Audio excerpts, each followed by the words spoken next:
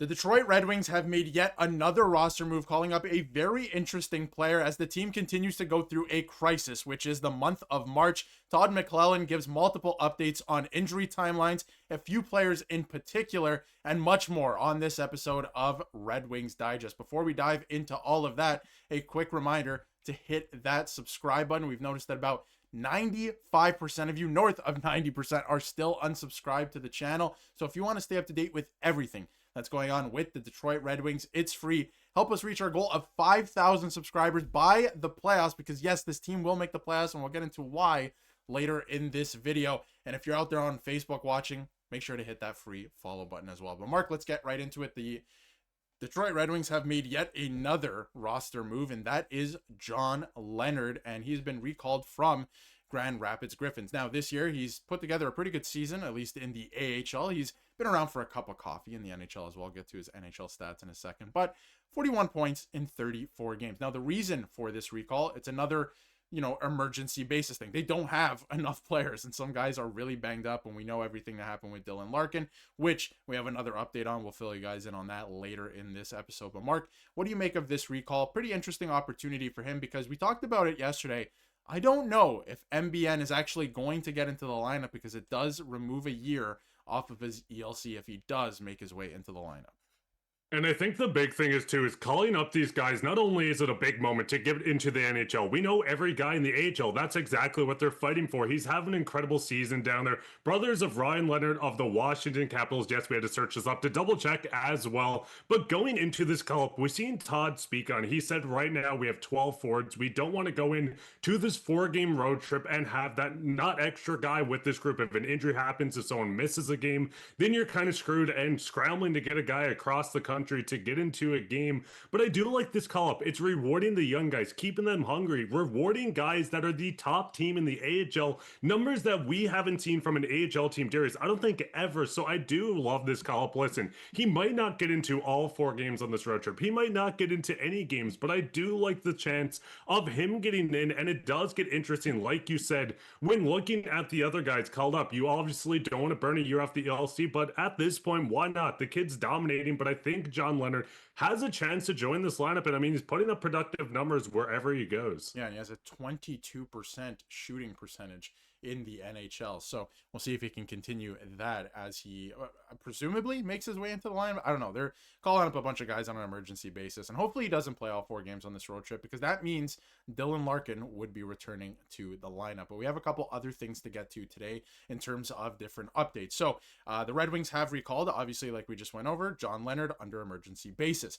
Forward Dylan Larkin will not be playing in the game tonight, right before this, or right after, I should say, this video goes up. And Lucas Raymond, did not practice yesterday. That was labeled as a maintenance day. There was no morning skate this morning, so we have no idea what the lines actually look like heading into the game.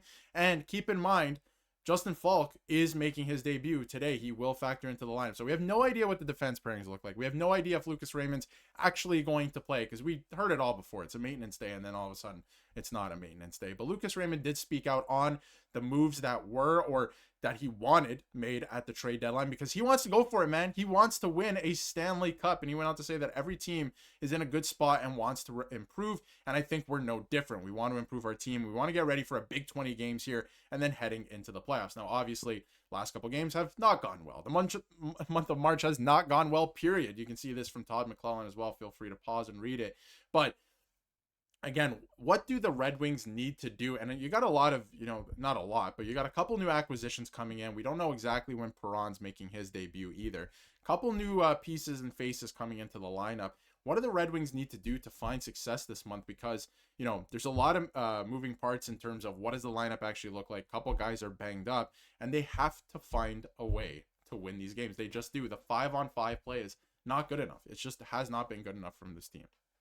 And I think that's the big thing. I think the 5-on-5 play is what's really hurting. Now, listen, you're in a position that you're already in the playoff spot at the very moment. Of course, you're battling with Montreal, Buffalo to stay in it. But Darius, this Atlantic Division even, or the Eastern Conference, feels like if you lose 2 games in a row, you drop. You've seen a bit of a win streak come through with Buffalo. They move right up to 2. Tampa is taking the lead pretty heavily. But I think at the end of the day, one, you got to get out of the month of March, or at least go out there and break this curse. Something has to give us some points. But I think with the production we're seeing, of course, John Gibson had that scare. He's back in as a goaltender with this team. Dylan Larkin is day to day and hopefully back on this road trip, if not right at the end of it. We have Raymond, of course, the young guys coming up. Leonard, another player looking to make the jump back into this team.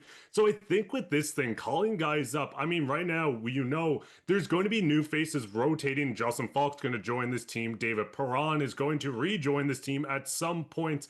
But I do think with the new bodies coming in, maybe it's a fresh start. You get some new faces in. Maybe they lift the curse a tiny bit. Maybe Justin Faulk goes on a heater and scores a hat trick, 5-on-5, whatever it might be. Listen, I wouldn't put any bets on that. But this is a team that, of course, has a lot of guys coming through. And I think the new faces with the lifted spirits of not only this team going out to wanting to win, but Stevie Y going out to say, hey, we'll actually pick up players this trade deadline. Of course, didn't do it last year. But I think that's going to lift the morale enough where we're going to see this team hopefully take the next step. And this team needs to be, I mean, we've talked about it a lot. It needs to be better 5-on-5. The power play needs to be better too. But when talking about 5-on-5 play, it just needs to get better, because if it doesn't, and they have to find it internally. I was saying, like, you're never going to trade your way out of a situation like that, right? Like, I don't care who you add at the trade deadline.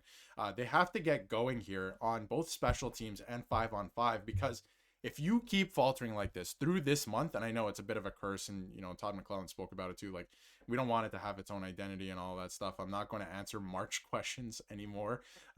They have to get going here, because if you look at, if you could prop up the standings for a second again, if you look at the current playoff picture, and this is something I'm very scared of. Montreal just pulled off a huge win in LA, and they find themselves back in a divisional playoff spot against the Buffalo Sabres. And now you fall to a wild card spot. You're either playing, if you stay in that wild card spot, one or two, you're playing either Tampa Bay or Carolina. You're not in a good place there. You should not, and this is if the playoffs started today, what you're looking at, by the way, but you're not in a good spot there. I would not like that at all. I wouldn't mind starting on the road. We've talked about it before, on the channel, but you have to find your way back into a divisional playoff spot. And not only that, the gap is closing very quickly in terms of the entire conference. You have 77 points right now. The Bruins are 2 points behind you, and the Blue Jackets are just 4 points behind. It's tight. It's really tight. So if you continue to drop a couple games here, somebody is coming. Even Ottawa, they're not that far out of it with 6 points, right? So somebody is coming and wanting to take that opportunity. So I think it's crucial for this team to get everything back on track as soon as possible and feel good. And I think that starts tonight, first of all, without your captain. Try to get back in the win column. But not only that, and the Devils, second half of a back-to-back, by the way. Not only that, as soon as Dylan Larkin comes back, which is hopefully game 2 of this road trip, you have to start to win games to pick up some more points. You cannot falter anymore. So any final thoughts on that, Mark? Because obviously Larkin, they don't know an exact timeline yet. It is day-to-day still. So, and taking it day by day, hopefully he's back soon. But they have to pick up some points here. It's absolutely crucial. And I think the big thing, of course, Dylan Larkin not being in this lineup, it's going to hurt. It's going to hurt in every sense when you're looking at any special teams, if you're looking at the 5-on-5. But I do think this is the perfect time for Todd to kind of challenge these guys. Look at the center group, look at the wingers, and say someone needs to take that step up. Of course, no one on this team is going to come in and be Dylan Larkin. It's not going to be Cop for sure. But this is a team, of course, that maybe one of the young guys comes in, starts to dominate. Maybe we do see that jump up, the call-ups. Maybe Leonard does it. There's a lot of faces that I think we're battling adversity at this point, and it's the perfect time for someone to take that next man up mentality, and maybe that just sparks a whole new system of this team where you do have that 1-2 punch on the team. Of course, Lucas Raymond is going to be very good offensively as well, but I think at this point you need someone to step up, and I think that could greatly benefit this team, not only over the stretch with Larkin out, but going into the playoffs when you're going to get in, the power plays are going to drop. A lot of these guys are going to have tough matchups. That bottom 6 is going to be a big part of that. And last thing I wanted to bring up before we wrap up here, Mark, is if you can bring up the standings up one last time. If the playoffs started today, this is the current picture. There are only 3 teams in the entire playoff picture in the entire league that have a negative goal differential. One in the Eastern Conference, and it is the Detroit Red Wings. They have to get going 5-on-5. It's absolutely crucial. So we'll see what they have up their sleeve the rest of the way. They need to start picking up points. I don't want to hear about March anymore. I want to hear about how good March is the rest of the way. So let us know how you feel in the comments below. If you haven't yet, hit that subscribe button so you can stay up to date with everything Red Wings.